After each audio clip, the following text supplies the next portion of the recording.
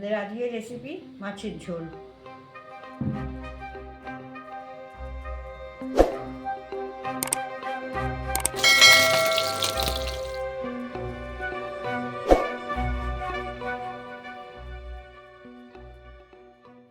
ওখানে কড়া বসিয়েছি, 5 চামচ সাদা তেল দিয়ে দিচ্ছি।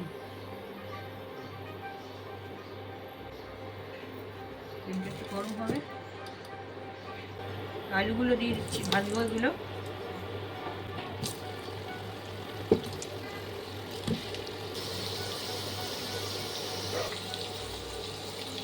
আলুগুলো একটু হালকা লাল করে ভেজে নিতে হবে, এইরকমভাবে।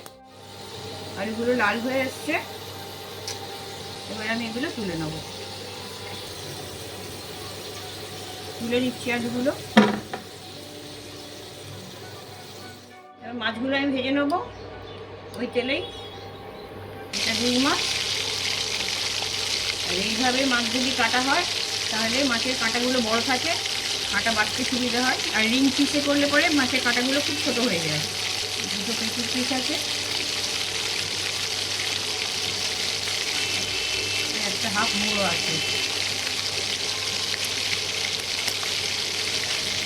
ঝুলে নুন হলুদ মাখানো আছে। মাছ সবসময় খুব গরম তেলে দিতে হয়, আর এই স্কিনের দিকটা মাছের নিচের দিকে দিতে হয়, যাতে এটা ভাজা ভালো হয়, কামড়ে যাবে না তাতে মাছটা। মাছের এক পিস ভাজা হয়ে গেছে, এবার মাছগুলো উল্টে দিচ্ছি। মাছগুলো খুব বেশি কড়া করে ভাজবো না, খুব বেশি কড়া করে ভাজলে পরে মাছের টেস্ট নষ্ট হয়ে যায়। মাছের সব দিকগুলো ঘুরিয়ে ফিরিয়ে ভাজতে হবে, যাতে প্রত্যেকটা দিক ভাজা হয়। এটা এখনও এই দিকটা ভাজা হয়নি, এটা আমি উল্টে দেবো।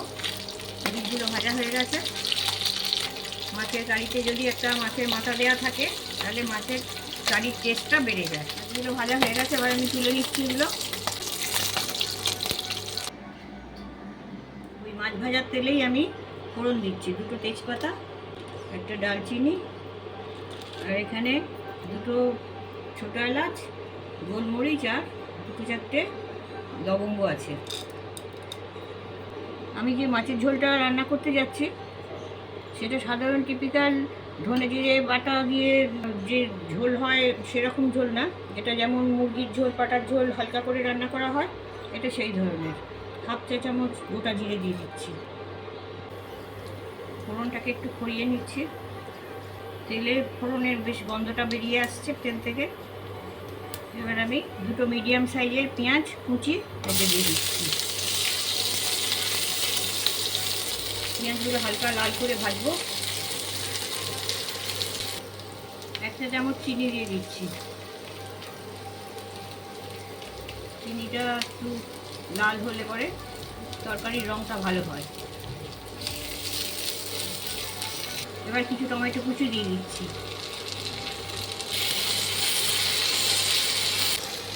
সামান্য নুন দিয়ে দিচ্ছি, টমেটোগুলো তাড়াতাড়ি গলে যাবে।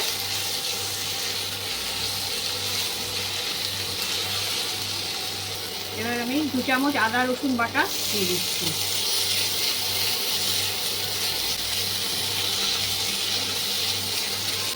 সামান্য একটু জল দিচ্ছি, যাতে মশলাটা না ভরে যায়। আদা রসুনের যে কাঁচা ভাবটা যাতে কেটে যায় তাড়াতাড়ি, সেই রকমভাবে এটাকে কষিয়ে নিতে হবে। আদা রসুনটা কষা হয়ে গেছে, এবার সামান্য আরেকটু জল দিচ্ছি, জলটা শুকিয়ে গেছে।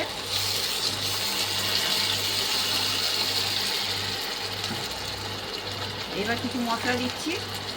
এখানে আছে 1/2 চা চামচ লাল লঙ্কার গুঁড়ো, 1 চামচ হলুদ, 1 চামচ ধনে গুঁড়ো, 1 চামচ জিরে গুঁড়ো, আর 1 চামচ কাশ্মীরি লঙ্কার গুঁড়ো।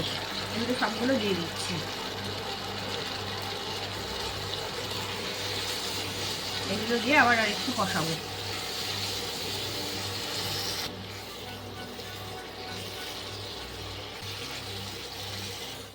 মশলাটা যে করছিলাম তাতে মশলা দিয়ে তেল বেরোচ্ছে এবার, তার মানে মশলাটা আমার কষা হয়ে গেছে। এবার আমি জল দিয়ে দেবো। 2 কাপ আন্দাজ জল দিচ্ছি। আরও একটু জল দিতে লাগবে, আরও 1 কাপ জল দিয়ে দিচ্ছি। এবার আমি যে আলু ভেজে রেখেছিলাম সেগুলো দিয়ে দেবো। যেহেতু আলুগুলো শক্ত, সেগুলো আলুগুলো আগে দিয়ে আমি একটু সেদ্ধ করে নেবো আলুগুলো। আন্দাজ মতো নুন দিয়ে দিচ্ছি,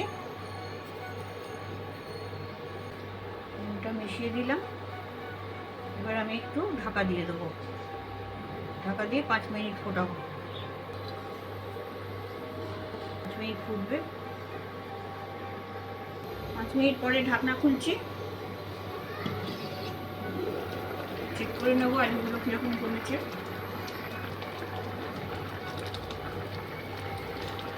আলু গলে গেছে। এবার আমি মাছগুলো দিয়ে দিচ্ছি।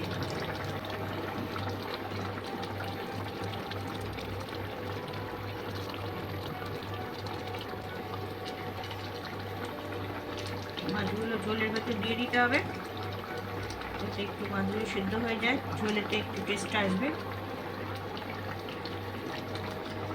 সঙ্গে দুটো কাঁচা লঙ্কা দিয়ে দিচ্ছি। আর 2-3 মিনিট মতন ফুটবে, এটা বেশি ফোটাবো না। মাছ দিয়ে বেশি ফোটাতে নেই, তাহলে মাছের টেস্ট নষ্ট হয়ে যাবে। মাছটা আমি কমিয়ে দিচ্ছি,